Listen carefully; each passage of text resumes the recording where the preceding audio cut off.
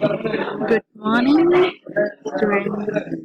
Today we are going to learn the formulation of food. What is the special about local food a lot? Where I'm going to choose one is Assam Laksa. Assam Laksa is a type of noodles where you mix some soups, have a lot of ingredients to make it become a super delicious dishes. Okay, now I'm going to let you know the ingredient that we will prepare. Chili, garlic powder, lemongrass, fresh turmeric, shallots, garlic, and dodged ginger flower. These are the ingredients.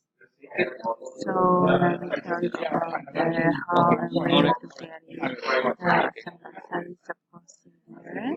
And the famous to get this video that you should try at this place, especially beginning.